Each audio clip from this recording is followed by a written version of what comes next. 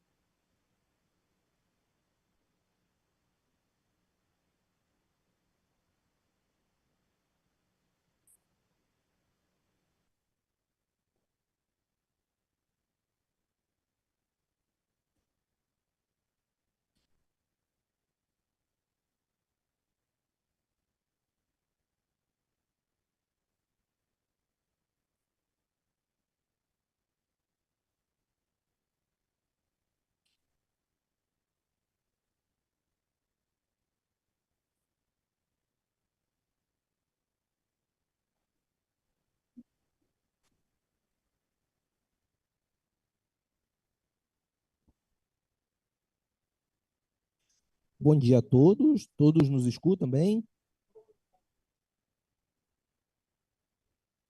Marcos, você nos escuta? Sim, tudo bem. Muito bom.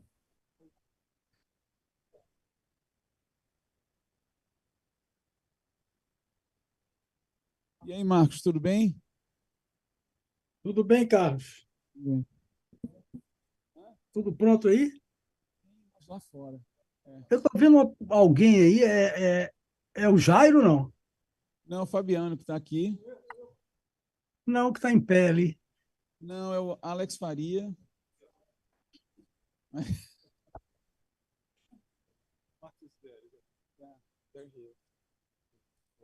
start anyway, somehow. I mean, we might start now, Carlos.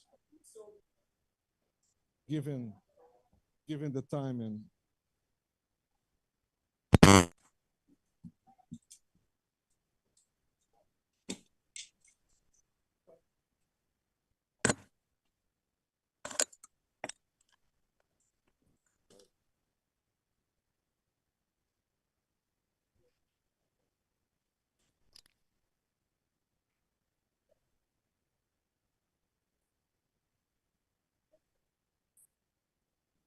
okay, everyone. I hope everyone is okay. Thanks for everyone to come. So we have a graduate seminar today, which also became a kind of advanced graduate seminar because of the type of organization, a special organization for this group, and also not only for this group, but also with this group of students of EBAPE, which is the school that we are now anyway. So we are very pleased to have today a crucially relevant session for everyone. It's not just for the needs or the interests of our graduate students. Of course, we are very glad to have you here for our graduate students to have this opportunity to learn in this graduate seminar, which is part of the syllabus of our master and doctoral program.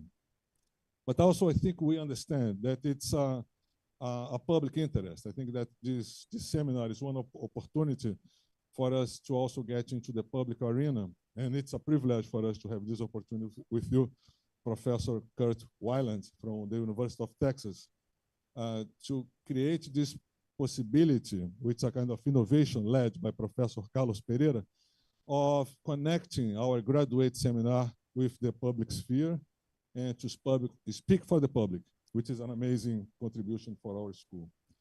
So having said that, I would like to welcome you. As the session is going to be organized as follows. We're going to have 20 minutes, more or less, from Professor Kurt Weiland, and then they are going to be joined by Professor Marcos Mello and Fabiano Santos. I think that Fabiano Santos is here. Well, he's here anyway. So it's going to be a combination of virtual and presential. Yes, just here, Professor Fabiano Santos. And then each of them will present some comments, some ideas, some suggestions, enlarging the presentation of Professor Kurt Weiland. And then we'll follow with questions and answers, I hope. Anyway. And this session is going to be led by Professor Carlos Pereira. And I just invite him to take my position and become the chair of this graduate seminar because it's a special one anyway. Thanks, Very much welcome. Thanks a lot. And it's such a great pleasure to be here. And I would like to thank you first for the opportunity to organize this event. And its event is a joint initiative by the graduate seminar and at FGV EBAPE and also the CEBRI, who and provided access to the YouTube channel. So this event is also live broadcasted by the YouTube channel. And we thank you all for coming, and for those that did not come and physically, but they are virtually and having access to this debate. So Kurt, it's such a great pleasure to hear you. We know that you have a long trajectory of studying populism and threat of populism to democracy. And I'm really glad that you finally came up with a new volume trying to consolidate. And Oi, bom dia, o Ismael, por favor. Excuse me? O Ismael é o Guilherme Coelho, tudo bem? Eu tive aí, você tentou me ligar ontem sobre um orçamento da Blazer? Isso. And someone left the microphone open, please. Okay. And sorry about Tá that. bom, tudo bem, pode ser. Okay, and I got lost. Tá, So pode the falar. floor is yours. So you have about 20 to 30 minutes to present Isso, tá bom. your new book, and let's see. Então tá bom, valeu. Até já. Okay. Sounds good. Thank you very much for the kind invitation. I'm really grateful to Professor Carlos Pereira for organizing this event because it allows me to present the book that I have forthcoming on populism in Latin America, in Europe, and in the United States. This book has long roots that start in Brazil because I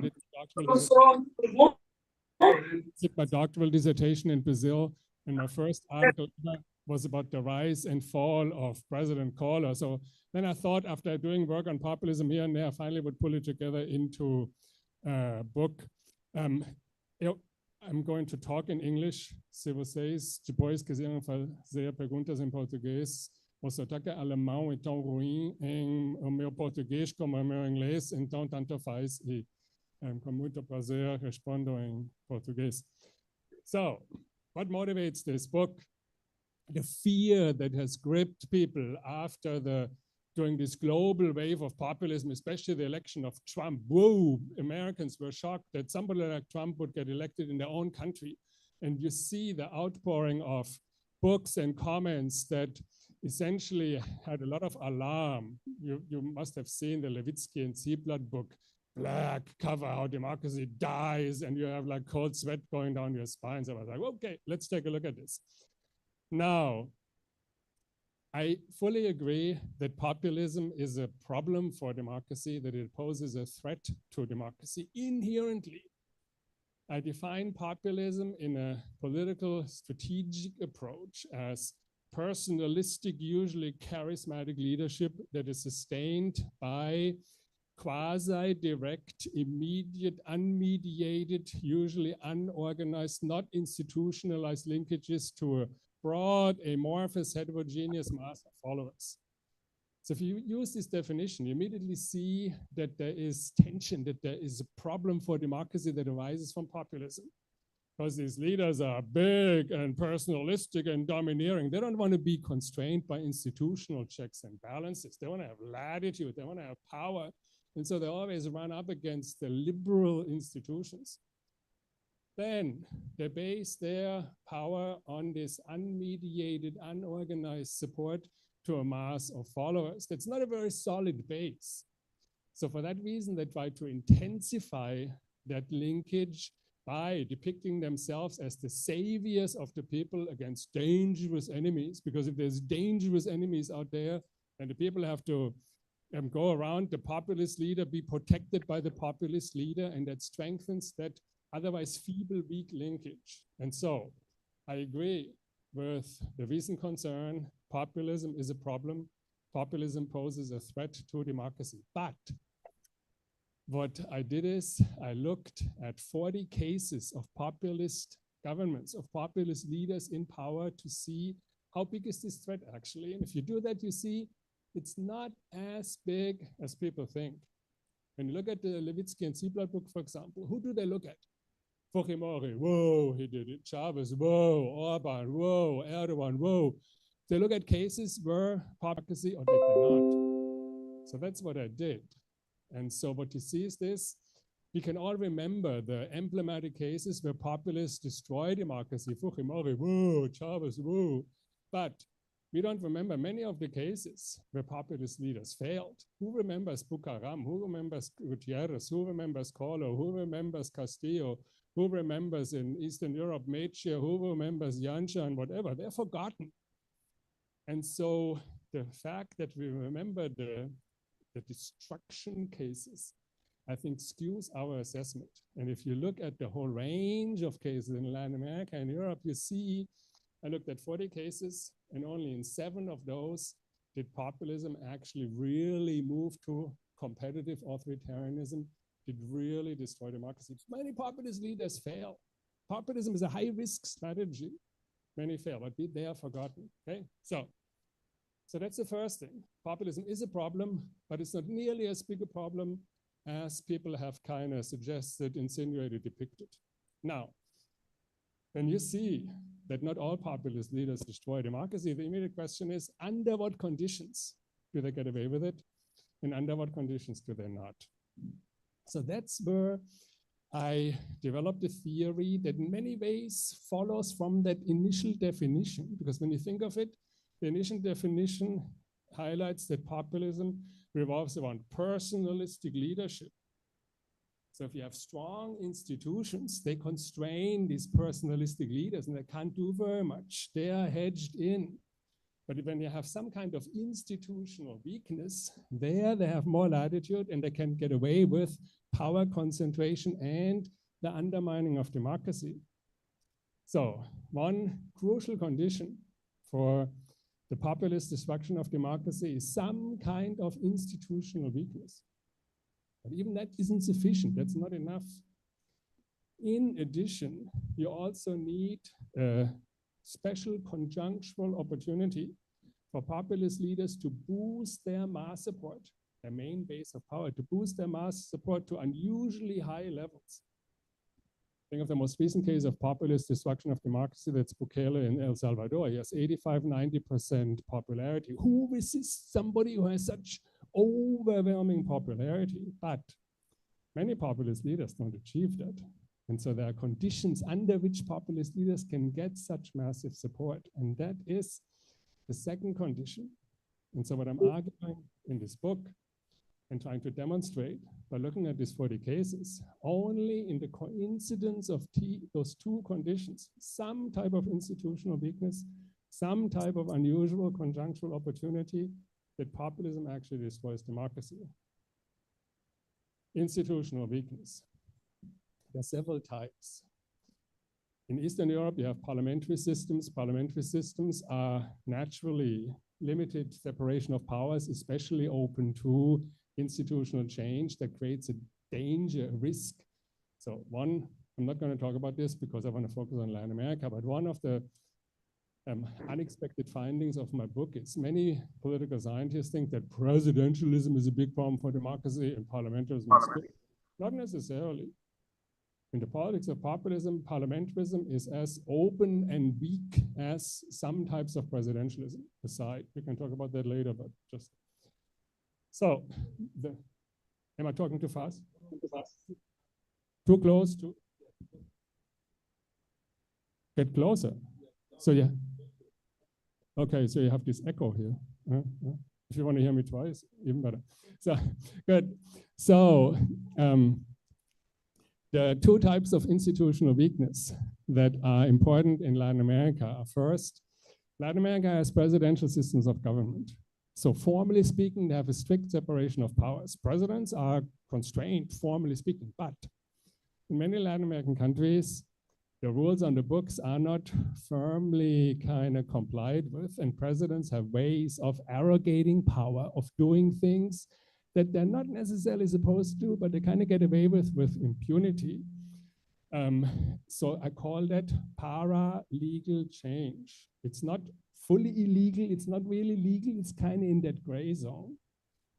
An example is President Menem in Argentina. Argentina had on the rules degrees of necessity and urgency. So the presidents from Argentine independence in the 150 years had passed about 30 degrees of necessity and urgency, real emergency. Menem passed 250 or 300, said, well, there's a lot of necessity and urgency, So, and people are like, well, you're not really supposed to do that. He got away with it.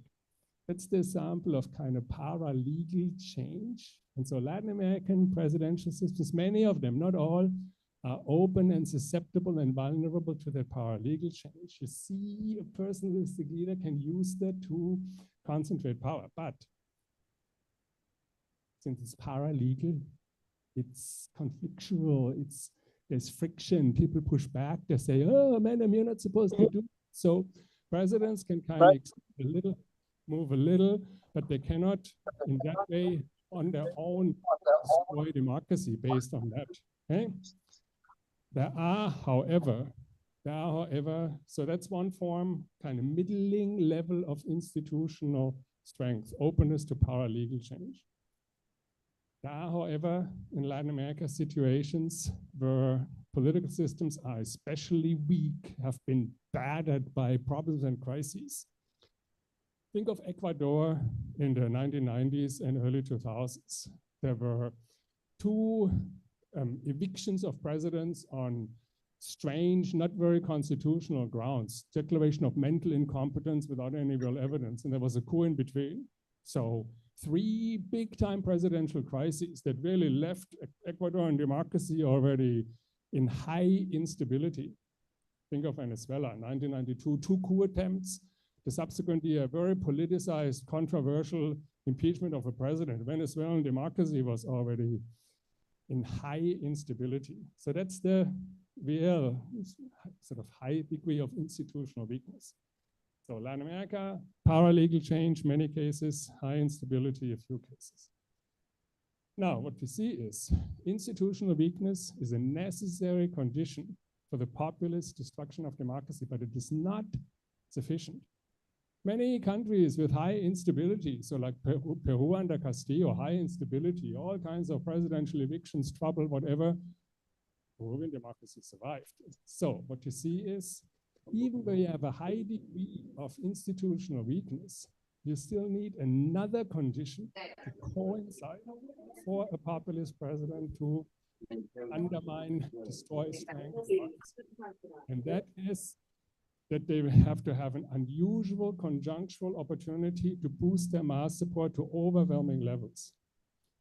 Now, that comes in 2 different, almost opposite forms.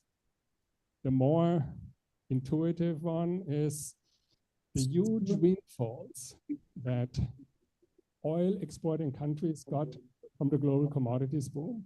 So Venezuela, Ecuador, Bolivia, huge windfalls during the global commodities boom. That, because the oil industry was owned by the state, directly went into the fiscal accounts of the state. Chavez used that as money to roll out huge social programs, give businesses huge, juicy contracts, build up a bourgeoisie. Everybody was happy because there was this abundance of oil revenues. So windfall benefits, everybody happy. Popularity goes up, whoa. You know, that's a fairly intuitive argument. There's another conjunctural opportunity that in some sense is the opposite, and that's a little more complicated because severe, acute, yet resolvable crisis. Severe, acute, yet resolvable crisis. If there's a crisis like that and a populist leader comes in and ends the crisis, resolves the crisis, alleviates the people's suffering, then they are the hero and the savior of the people. So now that argument rests on the strong loss aversion that many people have. People hate suffering losses. So if they have suffered losses, for example, the example is the clearest one of an acute, severe, but resolvable crisis is hyperinflation. Hyperinflation is terrible by lots of people, big costs. But hyperinflation, if you design a proper adjustment plan, you can end that very, very quickly. and you end the suffering of the people, and you are the savior.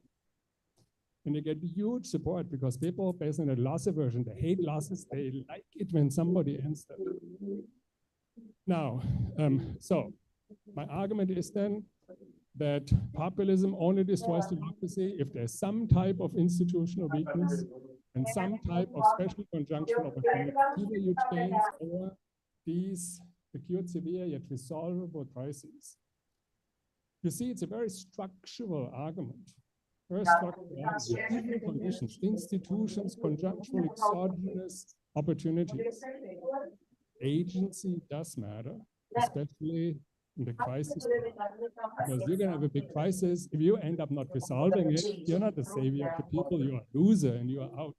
We'll see how that comes into play. Okay? So now, when I look at my cases, give me 1 second.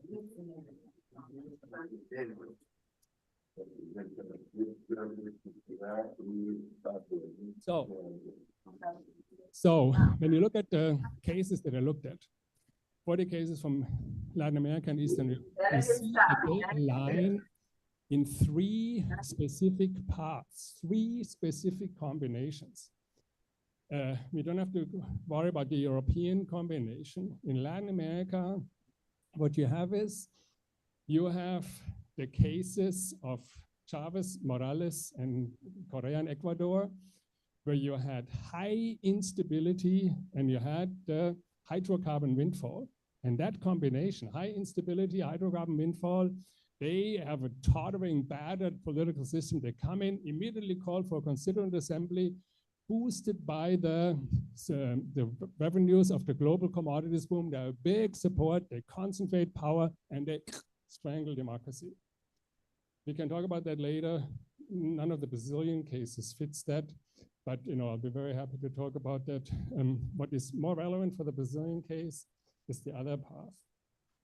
That is openness to paralegal change and acute, severe, yet resolvable crises.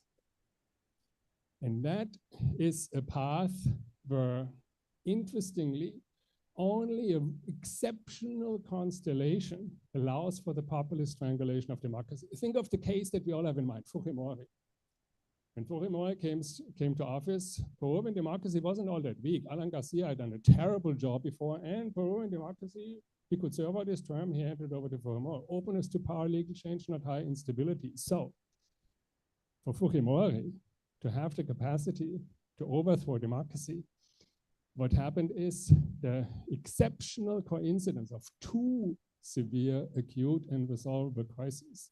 Hyperinflation, 6,000% in 1990 when he was elected, and he ended it. And people were like, ooh, thank you so much for ending the suffering of the people. At the same time, when Fujimori was elected, there was a virtual civil war due to the brutal Shining Path guerrilla movement. People were in fear. I mean, I was in Peru and did research, and they said when we left the house in the morning, we didn't know we would see our parents again because there was so much terrorism in the streets. Fujimori managed to have his police capture the Shining Path leadership, decapitate the organization, woof strategic defeat. So Fujimori was the hero. I mean, in some sense, the double hero. He had defeated hyperinflation. He had defeated the Shining Path. Of course, he was re-elected.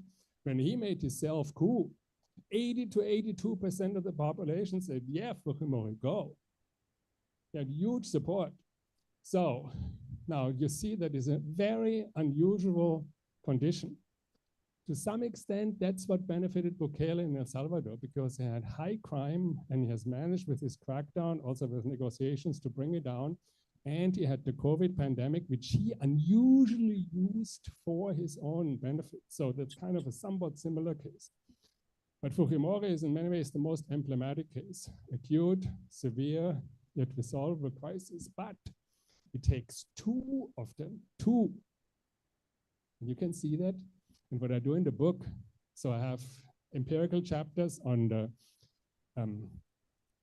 so one step back.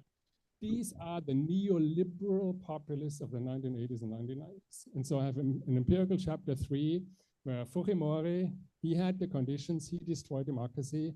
And then you can see, you have the case of Menem in Argentina, Menem faced hyperinflation. Menem eventually resolved hyperinflation. Menem got substantial support, but not as huge as Fujimori. Menem got one re-election through a negotiated constitutional change, not through an autogolpe. And when the end of his second term came up, Menem wanted to be re-elected again, and people said, thank you very much, this is enough, you are out. And Argentine democracy survived. One crisis gives you a good amount of success, but doesn't give you the overwhelming support to destroy democracy. Look at Uribe in Colombia. Uribe had one crisis. The economy was in recovery, but there was the FARC. And Uribe made headway on the FARC. And Uribe, just like Menem, got one re-election through a constitutional change that was formally legal. At the end of his second term, he was like, I would like to be re-elected again. The court said, no. Uribe, okay, I'll go home. So Colombian democracy survived. That is that neoliberal populist path. That's where your ex-president Fernando Collor de Mello fits in. He was a neoliberal populist. He faced hyperinflation. He said, I have one shot to kill the tiger of inflation, poof, poof, but you didn't kill the tiger of inflation because he ended hyperinflation, but inflation crept up very soon afterwards, 10% per month, 15% per month, hundreds of percents per year. And people said, no, Fernando Collor, you had one shot to kill the tiger is out there going, blah, blah, blah, you didn't kill me. And Collor lost a lot of support, impeachment in the middle of his term out. So what you see is, in that path, you see the role of crises. You have two acute, severe, yet resolvable crises, and you resolve them, and you're Fujimori, and you can turn into a dictator. You have one, either economic crisis or a security crisis, but not both. And you resolve or make headway on one, you're pretty successful, you get re-elected, but you don't destroy democracy. Because in the end, at the end of your second term, people say, thanks, poof, out. But if you're a caller, you face hyperinflation and you fail, because agency matters in that path. Not everybody who faces a big crisis manages to resolve it. You fail, poof, you're out. So the chapter 3 that looks at neoliberal populism has other cases where people fail. You know, Bucaram in Ecuador, Serrano in Guatemala, and I go through kind of what did they have, what did they not have, why was that the outcome? And you can see by compare contrast how this works. That's where Bolsonaro fits in. Bolsonaro comes to power, had to be a significant economic crisis before, but in the year or two before he came to power, the economy was in recovery. He didn't face a big economic crisis. Crime was reasonably high, but it wasn't increasing. It was high, but not in a surge trajectory. It wasn't a real obvious crisis. So Bolsonaro, hi, you want to destroy democracy, but you can't really do it, and you don't have very much support. Of course, then comes the COVID pandemic, big crisis, clearly exogenous, clearly he wasn't responsible. Wouldn't that have been the opportunity? But the problem is, COVID isn't resolvable in that way.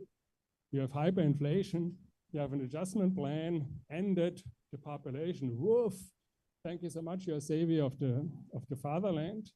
You have COVID, hi, here's COVID, I'm this tiny, tiny virus, and you can't get me because I come in new versions and new waves and new whatevers, and you cannot easily kind of end and resolve me. So you see, of course, since most of the populists who faced COVID couldn't do miracles. Fujimori did miracles. He ended hyperinflation. He ended the shining path, was like miraculous. With COVID, you can't do miracles because that tiny disease vector gets you. So then they get into real magic. Oh, it doesn't exist, you know. It's only a little crepina and that's okay. So, but that doesn't really work very much. Bolsonaro actually admitted his incapacity. There's a famous quote from April of 2020 where he says, "Meu nome é Messias, mas eu não faço milagre. I can't do it. I can't do a miracle." And so you see that was the type of crisis that was acute and severe, but not resolvable. And so Bolsonaro couldn't boost his support very much because there are other factors going on as well. His extremist radical ideology, the polarization, all these kinds of things, the Trump-like, you know, like Trump couldn't destroy democracy, but Brazilian democracy in institutional terms survived. So that's what I do in chapter 3 of the book, go through the neoliberal populists. In chapter 4, I go through the Bolivarian left-wing populists. I have Chavez, I have Morales, I have Correa, I have other ones, Gutierrez, I have Zelaya, I have a whole bunch of people who were similar in ideology and who didn't succeed, and I do the same compare contrast. Chapter 5 does it for Eastern Europe. There is Orban, there's Erdogan, that had a parliamentary system and one crisis in the parliamentary system. You need only one crisis, economic crisis. And then I go through other cases, Poland, a lot of other cases where they didn't have that. And then chapter 6 is on Trump. I have a whole chapter on Trump. And since Trump has a very good chance of getting re-elected, you might want to take a look at that chapter, because even Trump couldn't destroy democracy. And something, of course, Trump couldn't destroy democracy because the United States has a very firm, solid institutional system.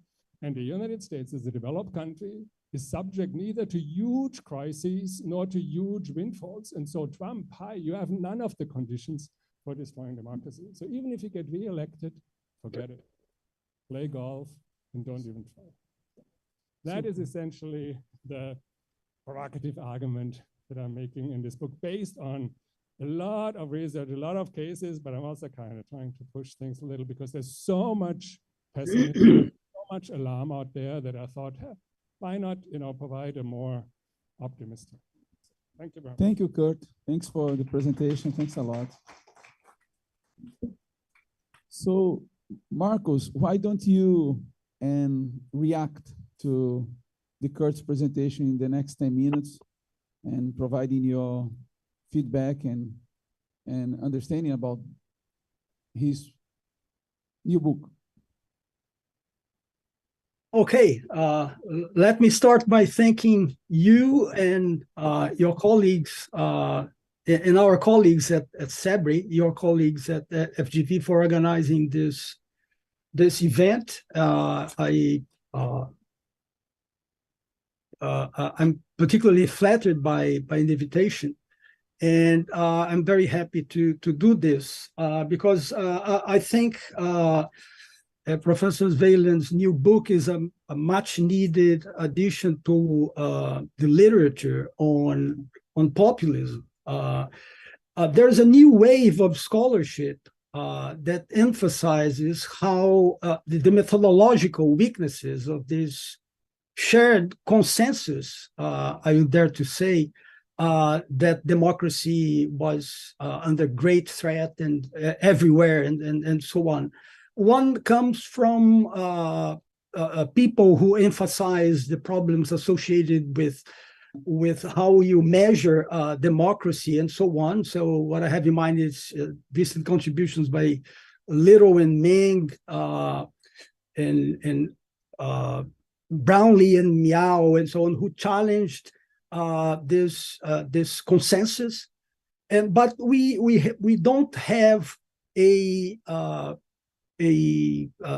book length contribution looking at the cases, and I think this is very, very important, looking at the cases and searching for pathways and mechanisms that may explain what this literature actually concludes, that this is a completely misguided conclusion, that democracy is not, that populism is not winning everywhere. On the contrary, populist success is rare and depends on rather restrictive conditions. So that this is much needed. I remember Nancy Bermeo, who is a senior scholar, encouraging the community to engage precisely in this kind of scholarship.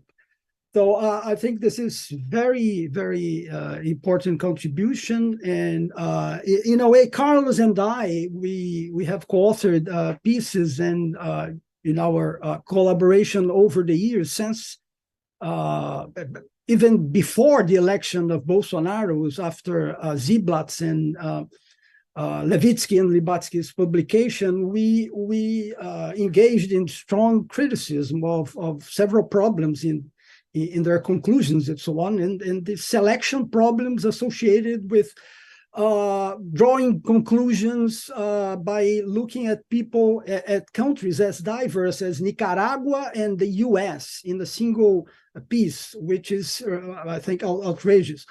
And so let me start by emphasizing certain aspects that perhaps deserve more discussion, and I would encourage Professor Weyland to do that, which is the role of institutions. So there's a very important point that has been made about the possible influences of parliamentarism and presidentialism. This is a very important topic. But within it, I would encourage some reflection and perhaps some further elaboration on the part of Professor Philip on the balance of legislative of power in the legislature versus personal power. Because there are different configurations. So some populists are supported by strong majorities and large majorities and strong parties.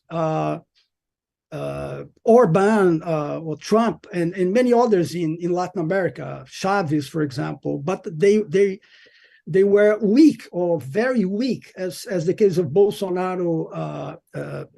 The case of Bolsonaro is an outlier in that respect, because Bolsonaro initially didn't have a party, was not associated with a party, and then he finally picked one, and 1 year later he left the party and so on. So this balance seems crucial, because if he has a really large popular material, he has incentives for unilateral action. Whereas if he or she is supported by small majorities, particularly in terms of legislative support, he must be very, very cautious. So I think there is some mechanisms there that deserve more research or elaboration. Perhaps there is already an answer in the book, which I haven't read, and I don't think everybody in the audience has neither has the people in the audience. And in terms also of institutions, right?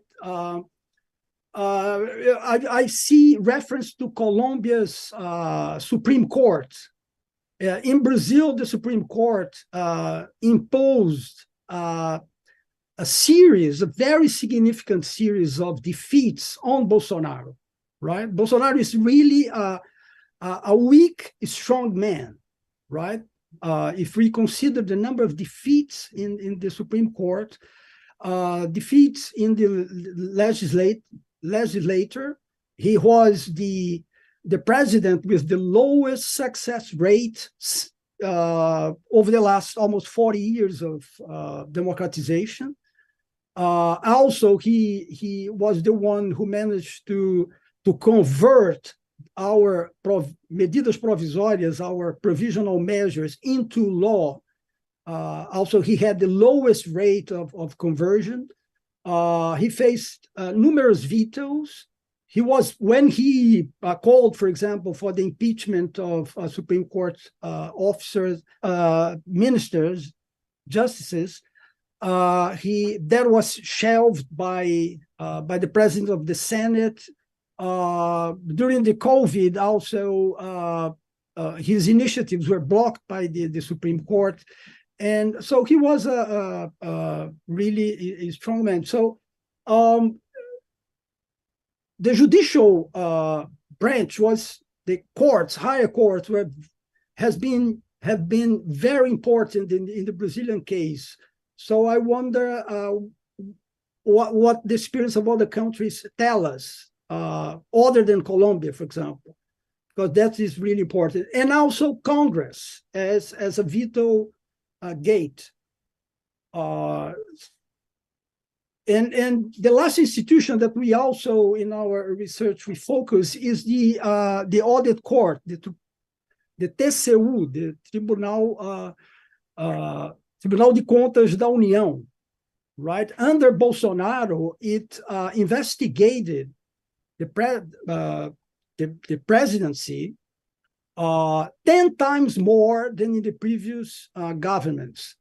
So it's a level of activism that really led to very important outcomes, and audit courts and other control institutions elsewhere might have been important as well.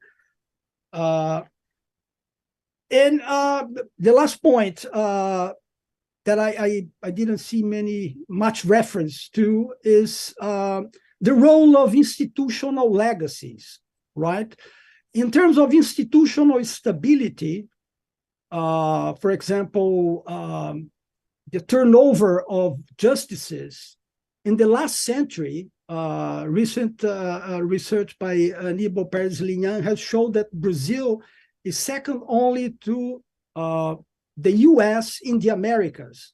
So over a century, our Supreme Court has been very important. And there are also other indicators of institutional stability in Brazil. And they say that, for example, lack of interventions, of executive interventions in courts and so on. And the best predictor, that's what they conclude, is that the best predictor of stability is previous interventions, right? A negative correlation on the part of the president and so on. So the historical legacy really plays a really important role in Brazil, and I think this is underestimated. If we compare Brazil and Venezuela, for example, up until the Pacto de Punto Fijo, Venezuela has been governed by the military and autocrats, had no previous parliamentary experience, even if it's oligarchic, but somehow some oligarchic stability that we had in the old republic, in our República Velha, and also the experience in the post-war period is completely different from other countries like Brazil, Chile, and so on. So the long-term historical legacies seems to play a really important point, and this is really underestimated. Also, a small point about parties, which is also another topic that's under-researched in Brazil, in which invariably Brazilian parties are regarded as very weak. They have weak historical embeddedness, social embeddedness and social roots, but they manage a colossal amount of money, right? $1 billion are distributed as campaign funds in Brazil, in addition to what they receive annually, which is hundreds of millions of dollars for party functioning and things like that. So they are very strong, and this allow independence from the executive branch. So this is another point that, for the case of Brazil, the discussion that was very briefly presented of weak parties versus strong parties is in some of Professor Wayland's publications, in which if parties are weak, they manage to impose themselves, the populists. If they strong, they are blocked, and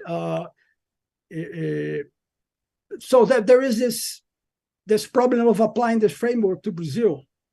I think I'll stop here as Thank you. over my Very 15 minutes. good points. Thank you. I'm sure that Kurt will think a lot about them. But before getting Kurt's reactions, let's gonna listen Fabiano. Okay, thanks a lot, Marcos.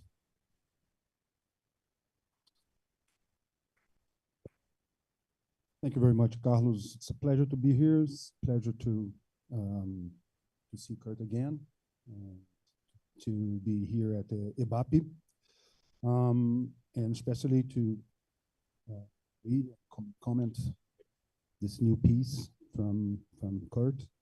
I've been reading Kurt Weiland's work many years, and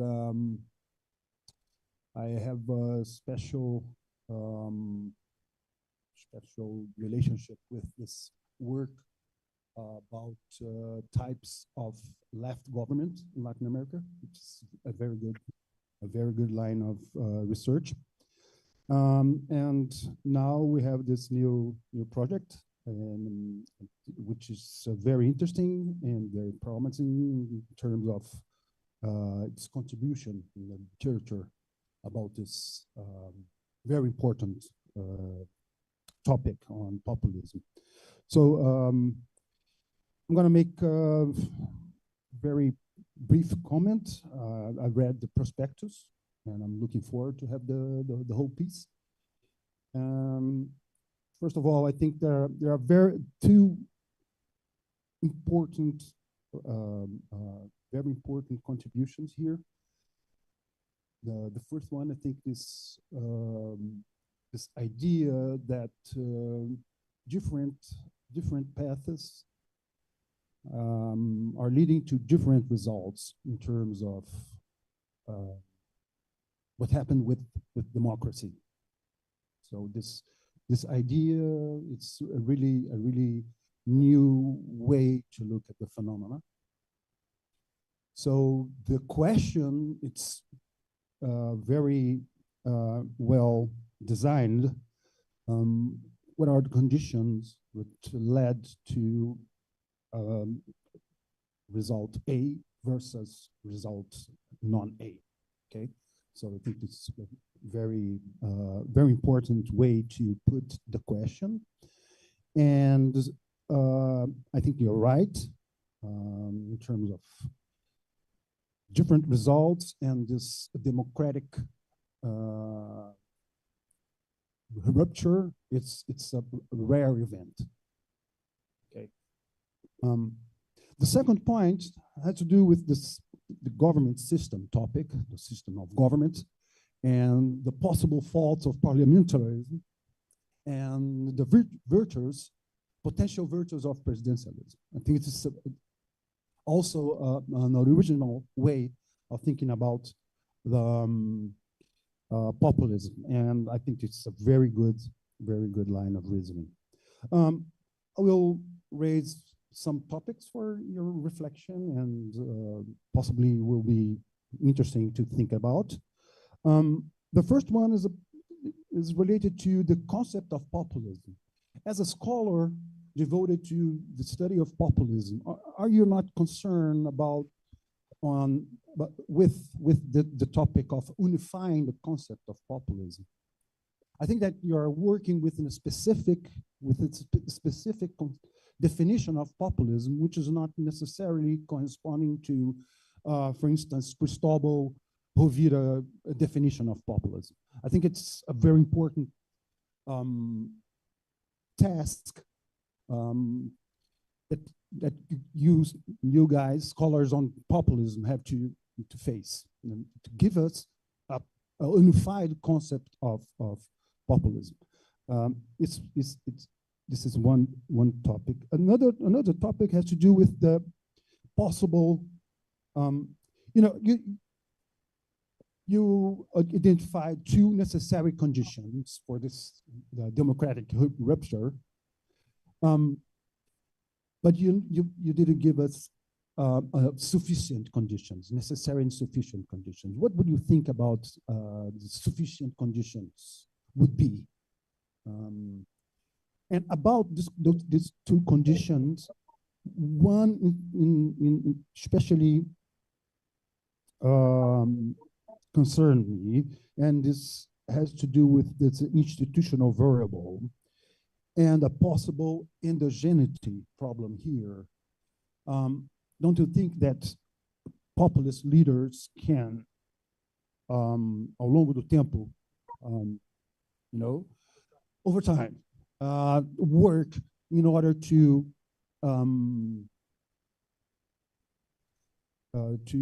fragilizar, to weaken, thank you very much, to weaken institutions. Okay, that's, it's a concern. And the last point will be the one related to parties. And okay, you're saying it's a very, I think it's a very, very interesting way to think that you're guaranteeing us that no problem with the election of Trump or Trump re-election. There will be no problem because of the power of the U.S. institutional system is very powerful. But how would you react to this notion that party system in the United States is getting weaker and weaker, particularly the Republican Party, not serving anymore as a buffer or as a protection against attacks on democracy? I think that's the point of Levitsky and Zeidler's book specific, but not only them. So I will stop here. Thank you very much. And, and by the time you maybe address some of the points that you believe it's relevant for you to address, we would very much welcome and further questions from the audience and also from whoever and is online at the YouTube or at the Zoom attending the seminar, and would very much welcome more questions for Kurt. So take the floor again. Yeah, please come over here. Yeah. The most important comment. So thank you very much for the comments from the two commentators. Those were very important points. And being down here, in some sense, the book is already in page proofs and I can't make changes. And I'm like, oh man, why didn't I address that? And oh no, so I'm sorry.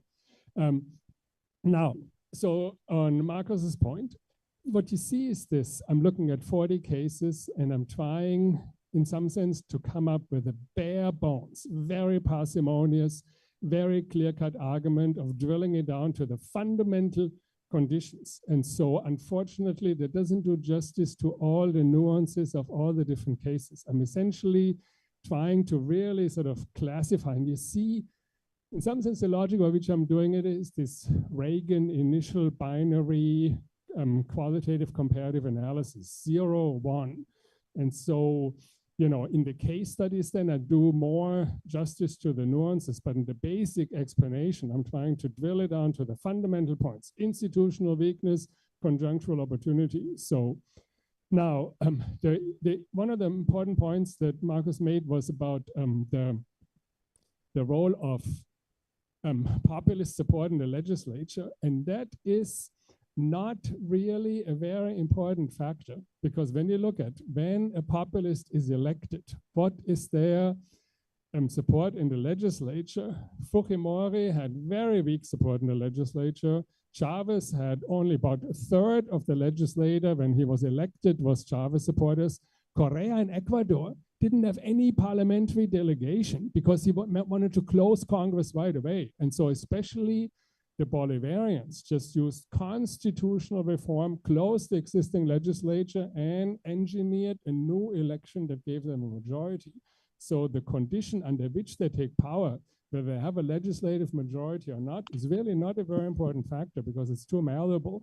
That's in some sense your point about endogeneity. So in order not to have that problem with institutions, I look at the trajectory before I don't look, because you're absolutely right. They try to soften and weaken and undermine institutions. And so I look at what existed before. Was there, for example, high instability before Chavez took over? Yes, 2 coup attempts and a politicized impeachment. Then the thing about different paths, I forgot when I was talking about it. You know, when I said there are 3 different paths, they align with different types of populism that the literature had distinguished. The neoliberal populists in Latin America, the Bolivarian left-wing populists in Latin America, and the right-wing traditionalist, culturally conservative populists of Europe. And what you see is there's a logic to it, because left-wingers wanted to improve things. They want to alleviate poverty. They need resources. And that's why a hydrocarbon windfall is so important for them. Right-wingers, order, stability, normality, they benefit from crises, because the biggest threat to normality is a crisis. And so you see there's a certain logic in how the cases align, and they're distinctly different paths. And parliamentarism has been so, considered better for democracy than presidentialism. But I stumbled on that finding that parliamentarism isn't all that good in my last book that I published in 2021 about the interwar years, fascism, communism, and the interwar years. Many European democracies collapsed, and there were parliamentary systems. And so then one last point, definition of populism. So I made up my political strategic definition of populism about 20 years ago, and then came all these ideationalists, the Hawkins and the Cristobals and the Moodys and whatever. And that is now in many ways a more predominant definition, especially based on Europe.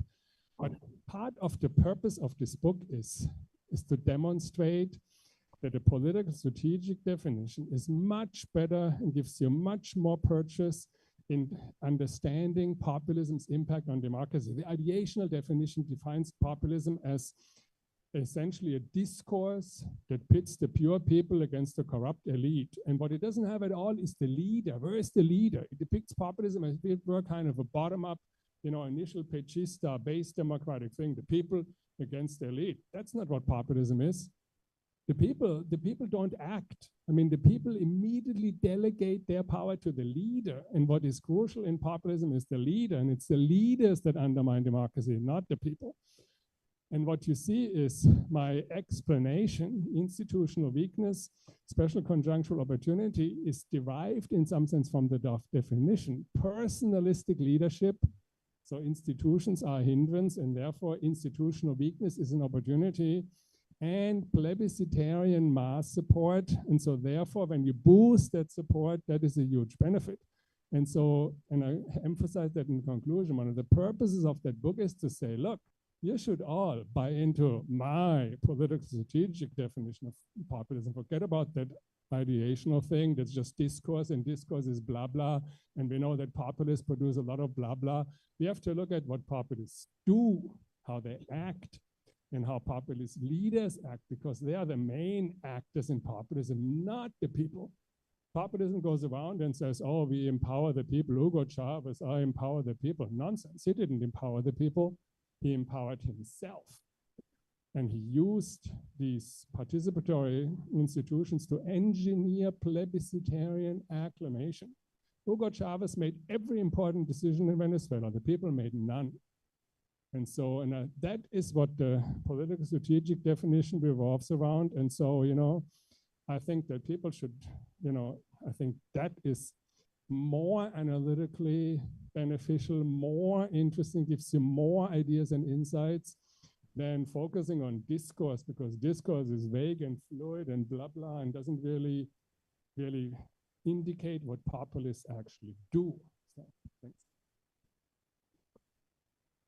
I think we have Pedro who raised his hand, and would you like to raise a question for Kurt as well, Pedro? Are you there? Yes. Hello, everyone. Good morning. Hi, Professor Wieland. Thank you for putting so simply such a... Can you hear me okay? But we can see you.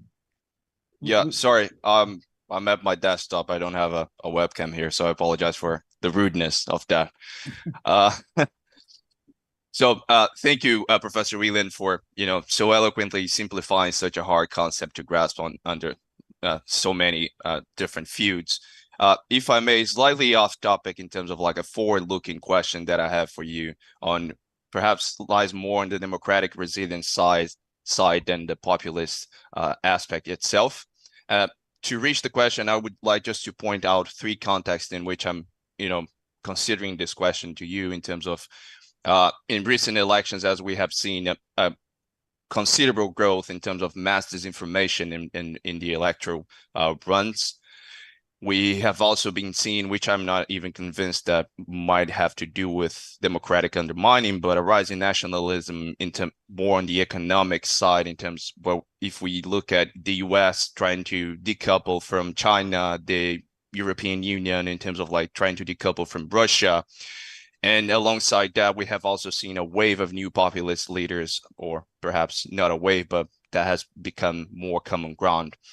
And when we pair all of that with it seems that we are at a point of no return with generative AI and so forth, and so many applications of AI, and pairing all of these factors in terms of generative AI just makes mass disinformation, deep fakes, and so forth just at unimaginable levels. So here comes the question in terms of, I would love to hear your perspective in terms of how do you see these factors combined impacting democratic resilience and how they might lead to new populist leaders or not. Good, Pedro. And can I also raise a question for you? And I got your point concerning the majoritarian condition of the executive, the populists in Congress.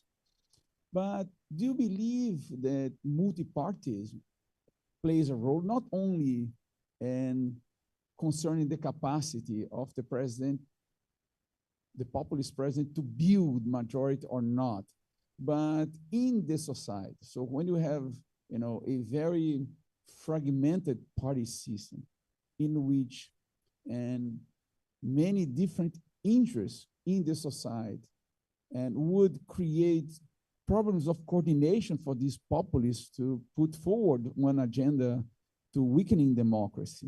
Do you believe that that would be a key factor and for understanding democratic resilience, or also you believe like that populists don't need the majoritarian condition in Congress in order to put forward his authoritarian agenda? So Pedro's question, I think the mass disinformation is a real problem. And of course, populist leaders use it. As I said, discourse, they essentially produce a lot of propaganda and discourse and misinformation and all these kinds of things. And the more that catches on and the more people are kind of unprepared and defenseless to that, the more they have a chance of doing their mischief. And it's, of course, very difficult to know what can be done about that. Should there be regulation by whom? By governments, which could be problematic because they would use it for their own purposes, by the companies, and then you allow these private sector actors to essentially censor people. So very difficult. But in some sense, I think we have to hope is that as in earlier times, printed is true, and the German saying is, you lie as if it were printed. So we kind of learned that. And I think that is in many ways the only way, but it is a problem and it is a risk. I'm not sure that economic nationalism as such does much for populism because, there was this whole wave of neoliberal populists. Bolsonaro wasn't an economic nationalist. So that kind is orthogonal to populism. You can have nationalists, you can have internationalists, but the disinformation, I think that is a problem that, I think really is very serious. And, I hope that learning process kind of gets going. It's a very good question. I was pressed in the reviews of the book manuscript about the party system, whether that doesn't play a role. And I myself, in earlier versions, I kind of came up with this theory in steps. Initially I had like 4 different factors, and then I thought I'll boil it down to 2. So the party system fell out from that. And it's a difficult issue because it doesn't, you have populists with somewhat stronger parties that benefit at least for a while from them, like the Peronists in Argentina. But then the somewhat stronger parties also come in at the end of Menem's second term and say, no, now I, Dualde, the other guy, leader in the Peronist party, want to be the next president. You see that sometimes party strength can benefit them, like Orban in Hungary. In other cases, party strength is a hindrance when, you know, like in Menem's case or in the case of, you know, clearly the strength of the Democratic Party is a hindrance for Trump. And so it doesn't line up all that clearly. I don't even think it lines up all that clearly with two-party system like the US multi-party system, because you can say multi-party systems can be a problem and a weakness for populists, especially in parliamentary systems. So like one reason why Berlusconi couldn't do much damage is that they had this fragmented coalition and couldn't really ever have control of them. But on the other hand, if you have so much party fragmentation that can also allow populists to just wipe out part of the party system. I mean, think of the 2018 election here, right? I mean, the center-right just woof went down the tubes, opening space for a populist leader. And so when I think about a whole range of different cases, it doesn't align that clearly, you know, with like institutional weaknesses, special conjunctural opportunity. But I didn't present, I should have, I think it was part of what was circulated is the whole list of cases, 01, 01, 01. You see, kind of, I tried to come up with a clear-cut analysis. And so the party system doesn't like, is it 1, is it 0? It doesn't align quite in that way. So. Okay, so, and let's, you know, try to keep going this discussion, especially with the students. So we'd like to encourage our undergraduate and graduate students. Would like to make a question. Tell your name, please. Thank you very much for the beautiful presentation. It was really clear, even for the one of us that are not from political science. I'm from business, but it was really clear for me. So I'd like to ask you a question that I've been struggling with. Even though I am from Latin America, as a colonized project, I ended up not studying Latin America and dedicated my whole life to study United States and Europe. So I am not as aware to the things that happened in Latin America, but I would like to ask you one thing that has been troubling me. Some authors would say that institutions can be weakened through time. They say things like, well, if the president is able to get reelected, he will be able to have more power to weaken everything else, to weaken the institutions, or at least to make the institutions the way that they desire. They take everything, the ones that are not, the ones that oppose them, they are taken out and they put someone, their friends. So they force the institution to be a satellite to their power. And so the way that things can be weakened troubles me a little bit. And I'm saying this as well because when we look at, for example, United Kingdom, we see that in the Brexit chaos, they made everything perfectly clear for the population that the European Union was a mess and they needed more power and they need more autonomy and more agency. And they created this whole mass media strategy in order to create a crisis or to be a crisis more perceived. And then they were able to succeed in the Brexit and everything derailed, basically. So I was wondering, how much can a populist weaken or to force everything to their desire? It will be able to weaken the institution and to create a crisis in a sense, just like Bolsonaro did, like, oh, Lula will rise and everything will be a mess. And because they artificially forced the gas prices. So when Lula had to fix that and to stuffs like that, the crises are able to be produced artificially. So I was wondering what's your take on that, if you could. Thank you very much. Sure. So, so 2 points. One is clearly populists always try to weaken institutions in countries.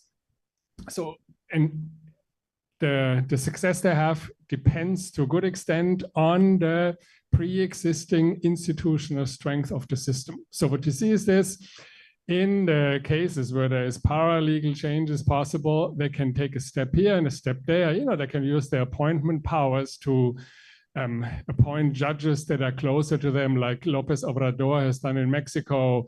They can try to weaken institutions in a number of ways. But if the system isn't highly bad at that step, they can take a few little steps, but their time runs out. By the time they get re-elected, they haven't really destroyed democracy yet. Democracy has another chance. However, and democracy is really bad at and suffers from high instability, like in the cases of Venezuela, Ecuador, and Bolivia. They come in and they say, I want to have a constitutional assembly. They can overturn the whole institutional system and do much more damage. And so it depends partly on the level of pre-existing institutional strength, but there is they can then try to weaken institutions more. In a parliamentary system, in some sense, they have special opportunity because due to the fusion of prime minister and parliament, it's only the judiciary that is really the one remaining veto player. And so they try to go, especially after the judiciary. That's what the struggle is about in Poland, constant. But since the Populist Party didn't have a large majority, but there was no economic crisis that allowed them an electoral sweep. They've had to do it in this paralegal kind of way, manipulative and whatever. And that has led to a lot of pushback. And so now the second thing about crises, can crises be sort of created and performed? There is, besides the ideational definition of populism and the political strategic definition, there's also a performative definition. And people like that, like Benjamin Moffat, say, oh, populists just create and perform crises. They have such persuasive capacity that they turn a little problem into a big crisis. In my view, there's some margin of maneuver there. They can dramatize things, they can exaggerate things, they can politicize things. But if there isn't a real serious problem going on, that crisis discourse doesn't have sufficient resonance. You're not telling people right now in Brazil that there's hyperinflation. You're not telling people right now that there's a civil war, right? You don't create that out of thin air. You can say, oh, there is gender ideology as a crisis. And people say like, well, catches on with a few people, but not with everybody. Oh, there's crime as a crisis. Yeah, but for Brazilian circumstances, it's not that bad. And so what I emphasize is the real roots, the objective conditions, partly to make this accessible and testable, because if it's so flexible and, then how should I say it? One of the points is that populist leaders have agency. They're very savvy. They take advantage of opportunities, but under given objective conditions. And so they cannot really create crisis out of nothing. Okay, thanks. And there is one question for the online audience from Rodrigo and Bandeira de Mello. And thanks for the presentation. Quick question: what is the role of private goods distribution and rent seeking in supporting or purging populist leaders? And let me pass through you guys as well. And you concentrate on those three questions because we are about to, okay? My name is Jennifer. I'm also a business student, and my question would be, it's not really related to South America, but more to Europe, but concerning populism. What do you think? Is populism threatening democracy in Europe at the moment as well? Like, for example, I'm also from Germany, so is populism, and how would you consider populism in Europe at the moment? All right, to add on to that, I'm Fritz. I'm also international exchange student from Mannheim, Germany. And I wanted to ask about the US, and you mentioned the judiciary and the weakening of it. And I was interested in your take on if you see the judiciary institution weakened in the US, especially with the Supreme Court packed with the conservative majority. And I also wondered about your take on the fate of the Republican Party, whether or not it will suffer more from Trump, seeing that they've all been whipped into line again and again. There have been multiple instances where people were like, okay, now they have to break rank on him. And you see again and again him succeeding with this big base of supporters. Thank you very much. Yeah. Okay, good.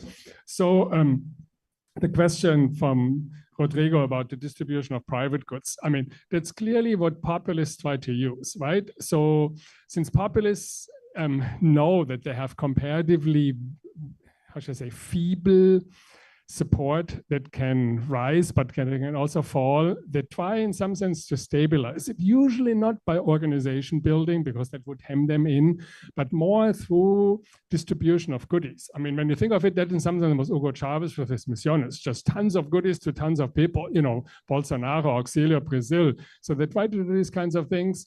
When they are in power longer, they try to construct clientelistic linkages, because that gives them a little firmer kind of support. So Fujimori did that in Peru, trying to tie a whole bunch of the poorer people into these networks. And that is the reason why, after Fujimori was out, Keiko Fujimori, the daughter, could resume the movement based partly on these linkages. So that comes in as a subsidiary strategy when they are in power. Now, of course, if the more, I should say, but populists are always reluctant to build too much linkage and too much organization, because that would limit their own autonomy. So there's kind of, you know, clientelistic linkages are hierarchical, so they can build those, but party organization building, that they don't want to do very much. Then Europe, I think there's a big difference between Eastern Europe and Western Europe. What you see is, in Eastern Europe, you have a number of populist leaders who have won power. You have had Orban destroying democracy. You have had Erdogan destroying democracy. The Polish case, very much on the edge, very difficult. You have other populists like Meccia and Slovakia, a real problem for democracy. Western Europe, very different story. These are consolidated democracies. They have strong civil societies. The party system doesn't provide that much space for populists to really sweep. You see the Le Pens for decades trying to take power and not doing it.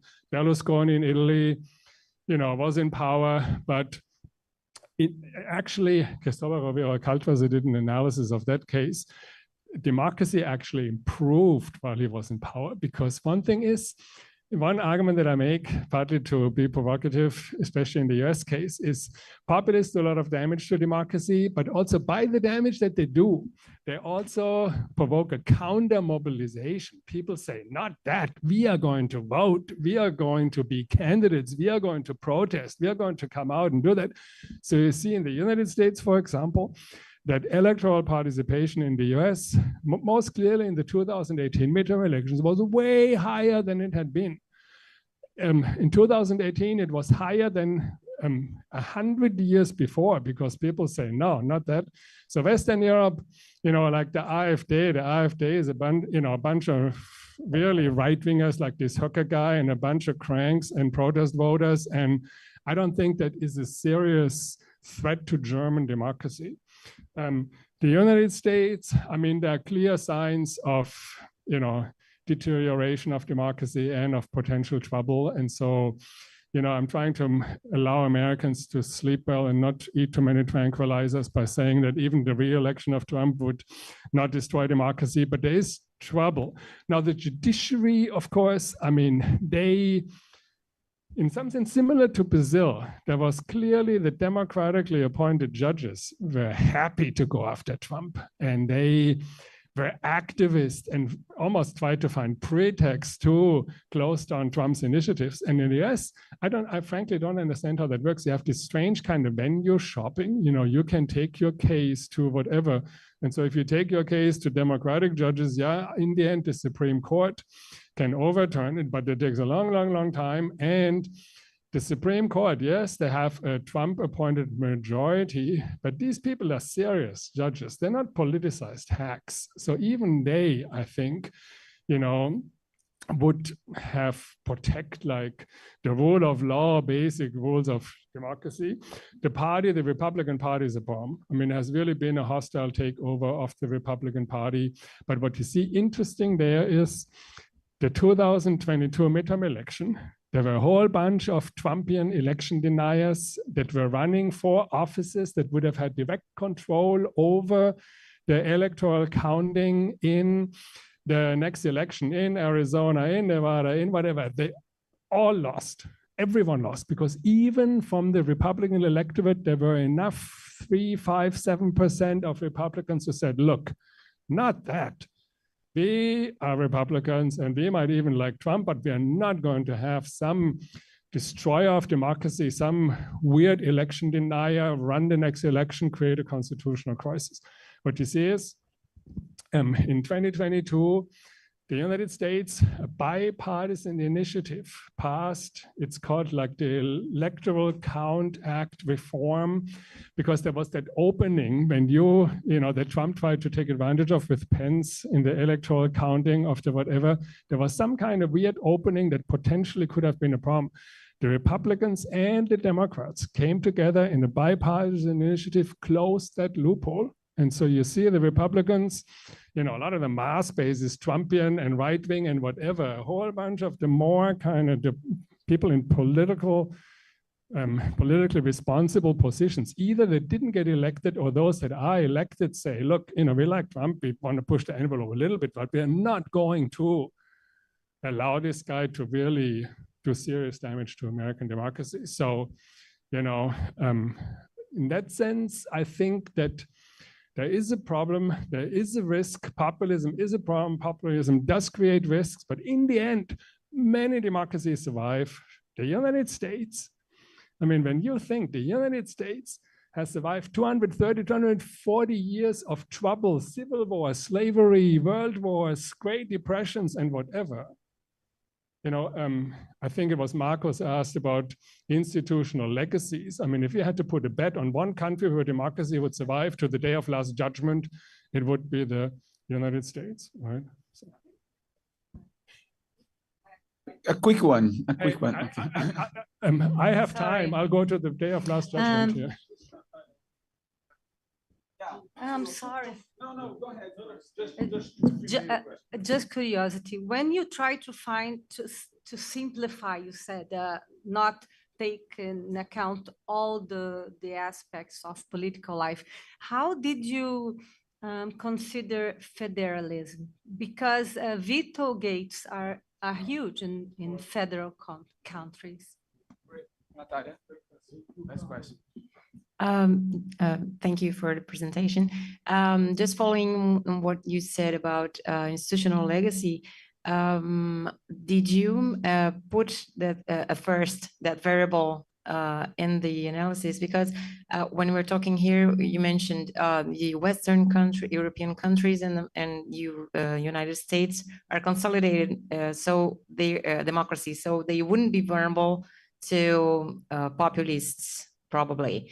And when you analyze the Latin American countries and the the Eastern Europe, you mentioned that they are more likely to.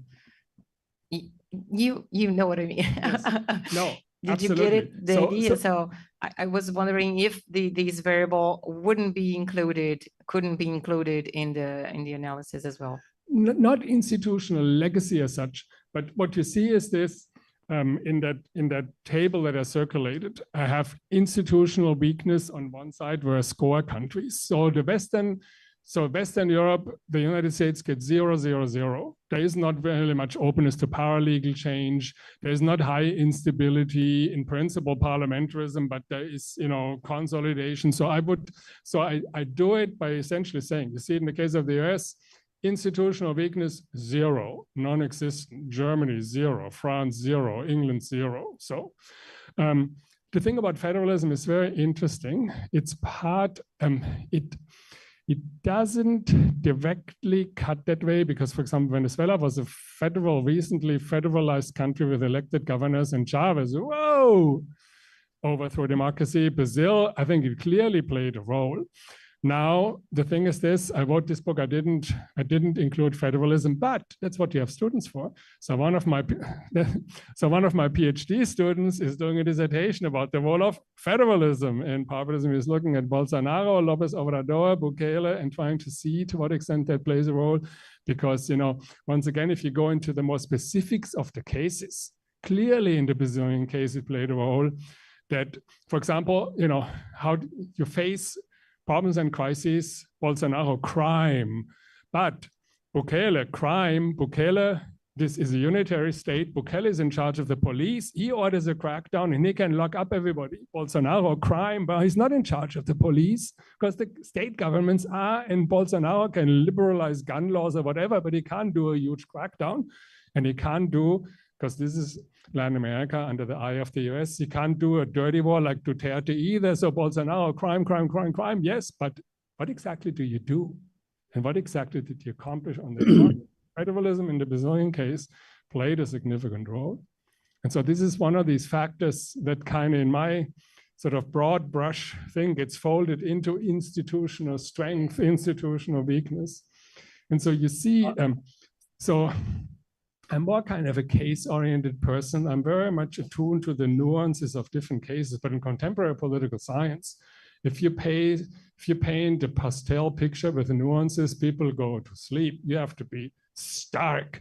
You have to be kind of parsimonious. You have to say it all boils down to two main conditions. And then people say, wow, that was a really clear talk. Because if I had you know, painted pastel, it would be like, well, but you know, the exact details and the exact whatever. Those are the trade-offs that we face. If you want to look at 40 cases and you want to paint with pastel, I would have had to write a book that's 2,000 pages and nobody would have wanted to read it.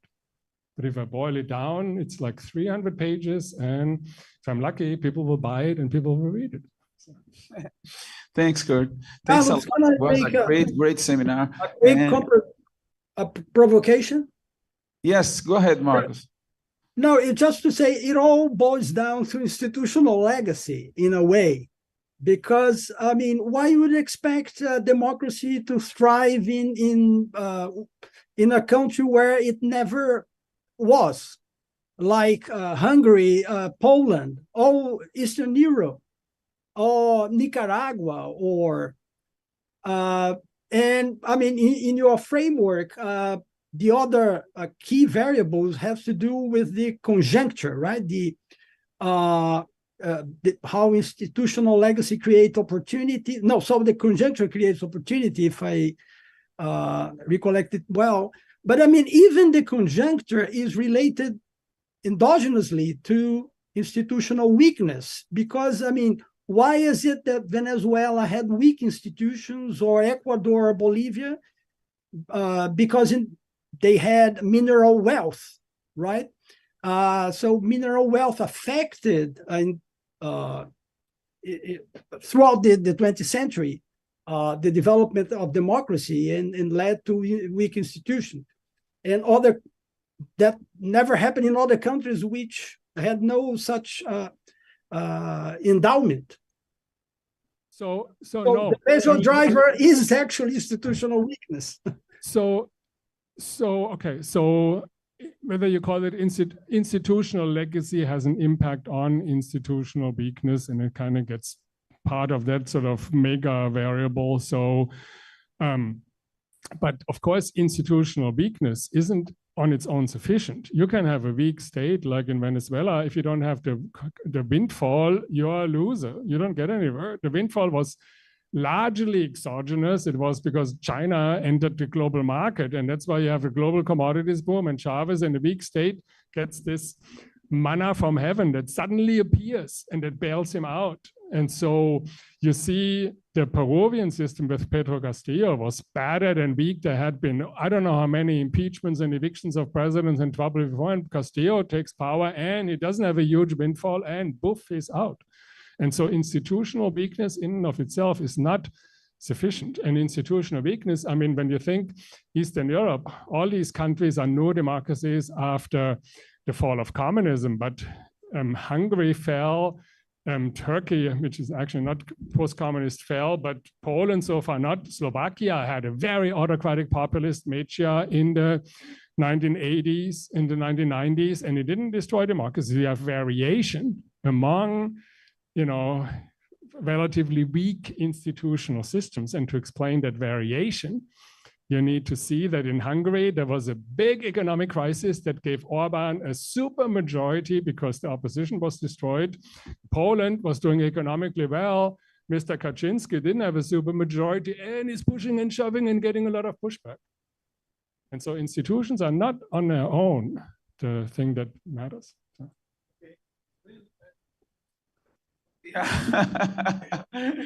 Alex, you are the boss. Yeah, given that I'm here anyway, thank you. So, Kurt, I was following your argument, and I think there are two theories on democracy evolving simultaneously. One of them is that there is some kind of ultimate superiority, an embodiment that we call democracy that always will prevail. Anyway, that's my understanding of one theory. It's going to prevail somehow, especially in the northern countries, apparently. But the second, you make some kind of great contribution, I believe, by saying that some binaries that we have in mind in terms of our formation, they might be dissolved somehow. And then you say that, for instance, democracy is not exactly the opposite in terms of binary against what we call populism. I mean, so we make it more malleable. But I mean, there is a strong theory, but there is some other theory on democracy, which is not exactly a binary or opposition, because it comes with some other issues. But since it must prevail, those other issues at the end of the day are going to be dissolved, especially in northern countries. Well, I live in the south. So I have some kind of other theorizing, engaging with your idea of democracy as a discourse, as you said here. It's not exactly an ultimate embodiment of superiority. It's also a construction, especially in the South. So my question is, in the North, apparently, most of what we call plutocracy, they are called democracy. Am I right or wrong? I mean, plutocracy is a possibility of democracy in the North. Many countries in the North. Well, whatever. I mean, white male superior people, in a sense, they control democracy, but they also promote some kind of populist democracy. Well, exactly, yes, which apparently it's a Southern pathology. But I'm suggesting that perhaps it's not a pathology specific to the South. Perhaps it's not a pathology. Perhaps it's a discursive construction that we have been embedded into and also taken as reality as such. So I think that in your presentation, I learned a lot of possibilities, such as plutocratic democracy, populist democracy, democratic populism, and by doing so, also by suggesting that even the idea that democracy is a binary, it's the opposition of colonialism, I think that also we might rethink it. Perhaps we have also possibilities of colonialist democracy against, metropolitan democracy, and perhaps some democratic colonialism at the same time that some kind of colonialism metropolitan. I think that there are many possibilities for us to rethink democracy at large. And I think that's one of the contributions that I got from, well, that's what I got from your amazing intervention here in the South at EBAPE. Anyway, thank you. So this is very interesting.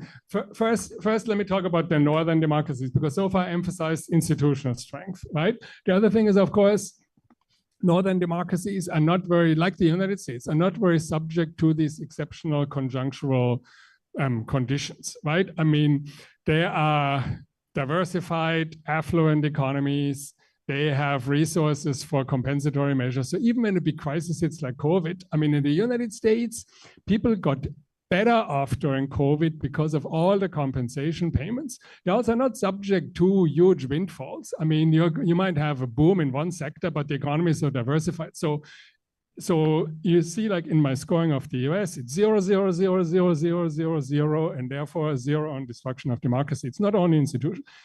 Then it's very interesting about kind of dissolving boundaries. And, I think there is there can be a populist democracy, can be a populist who is governing, how should I say, in a democratic way, involuntarily, because they would like to go beyond.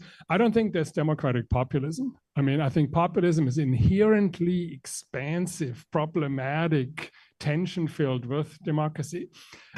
Now that Fabiano Santos is gone and can't provoke me or can't respond to the provocation, I actually have an article under review where, in some sense, it's similar to the spirit of this project, 0-1. I mean, institutional weakness or not, democracy or not, crisis or not.